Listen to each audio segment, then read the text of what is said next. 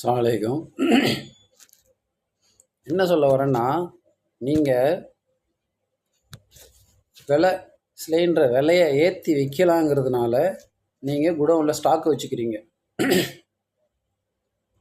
அதனால் டக்குன்னு நம்பரை லாக் பண்ணிட்டீங்க. உங்களுக்கும் காசு கிடைக்கும், பிக்கப் ஓட்டுறவங்களுக்கும் கம்சம் கிடைக்கும். ஹோட்டலுக்காரண்ட கொடுத்தா 2000 ரூபாய் கொடுக்கலாம். நீங்கள் அந்த அளவுக்கு இப்போ வந்து அதுக்கு குடோனில் வந்து சிலிண்டரை வச்சுட்டு டக்குன்னு வந்து நம்பரை லாக் பண்ணி க்ளோஸ் பண்ணிடுறீங்க. எடுக்கிறதும் இல்லை, லாக் பண்ணி வச்சுட்டீங்க. ஏங்க அப்படி உள்ளவங்க நீங்கள் என்ன சொல்லணும்னா, இந்த மாதிரி கேஸு டிமாண்ட் ஆகும், கேஸ் கிடைக்காது, 1 மாதம் ஆகும், இல்லை 2 மாதம் ஆகும் அப்படிங்கிறத முன்னெச்சரிக்கை கொடுக்கணுமா இல்லையா? முன்னெச்சரிக்கை கொடுக்காமையே நீங்கள் டக்குன்னு நிப்பாட்டிட்டீங்கன்னா நாங்கள் எங்கே போகிறது? சிலிண்டருக்கு எங்கே போக முடியும்?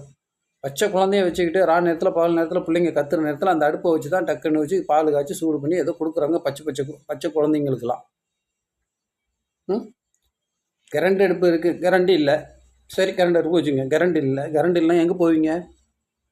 ஏங்க ஒரு வீட்டில் ஒரு வாடகை இருக்கிறவங்க போய் அடுப்பு வச்சு கொளுத்துவ முடியும்?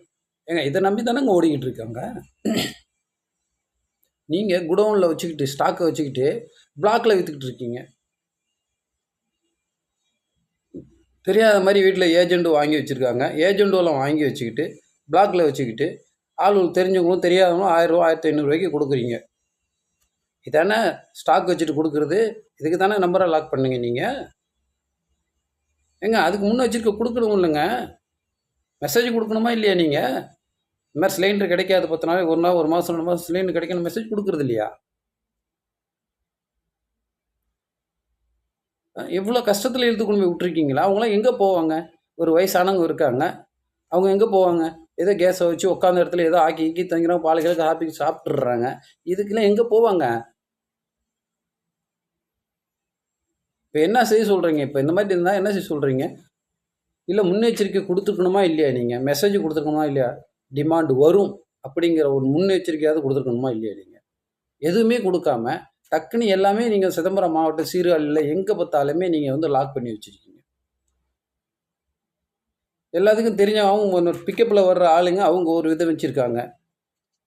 கேஸ் இப்போ டிமாண்ட் வரும், நீங்கள் 3 சிலிண்டர் எடுத்துங்க, 2 சிலிண்டர் எடுத்துனா அவன் பிளாக்கில் டிக்கெட்டு கொடுத்துட்டு போயிட்டான். இல்லாதவங்க என்ன பண்ணுவாங்க? இந்த தெருவில் போய் நிற்பாங்க? இல்லை உங்களை தேடி வர முடியுமா?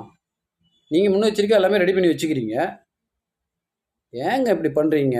இருக்க மகத்தொகையிலையும் சாவடிக்கிறீங்க. ஒரு பக்கம் இந்த பக்கம் ஒரு பக்கம் சாவடிக்கிறான், அந்த பக்கம் ஒருத்தன் சாவடிக்கிறான். வந்து